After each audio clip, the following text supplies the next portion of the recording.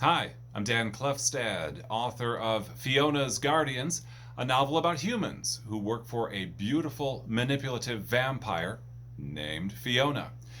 I've been getting questions lately about what made me interested in vampires and why I would want to write about a 250-year-old immortal who hires humans to do her dirty work. First of all, so many people have written about vampires or made TV or shows or films about them. And really, only a handful of these portrayals of vampires are any good, actually. Yeah, we know the good ones, right? Bram Stoker's Dracula, Anne Rice's Interview with the Vampire. I'm talking about the novel in this case.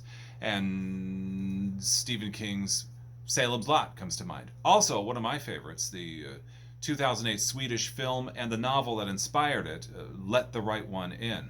The novel and the film are both very different experiences, but they're they're solid. They're really good stories. Lately, I've been thinking about, gosh, is there anything else to say about vampires? I mean, hasn't everything been done about in this genre? Almost, I thought. Not much has been done. You could find a little bit here and there, but not much has been done about the humans who work for them and taking the story from the human's point of view. And so here's where I thought I'd give it a spin and try it. And I'll leave it up to others to say whether or not I've succeeded, but the early reviews on Goodreads and other places are encouraging. I've always been fascinated by vampires, by the way, whether from reading the books, Dracula, for example, or watching the movies.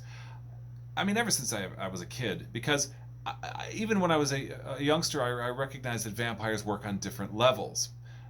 Taken strictly as mythical creatures for a moment, they're always portrayed as stronger than we humans are and sexier than we are, and well, what person wouldn't want those qualities, right? They also are eternal. They just keep on living unless something catastrophic happens, like a stake through the heart or a direct exposure to sunlight. Vampires also work really well as metaphors for the things that drain our energy. You know, we've all had this experience of a friend or a family member or a coworker who takes and takes and takes, and somehow we're just not able to or willing to stop it. We keep going back to the thing that's enervating us. And this metaphor could also extend to government and corporate entities that are stealing our money just a little bit each time, so we don't notice it, perhaps, unless we have to, unless we really search out, why do I feel poorer this week or whatever. So, in this case, I hope my book, Fiona's Guardians, is relatable primarily because of the metaphor. And I would love for readers to, when they finish the book, to ask themselves, who's my vampire?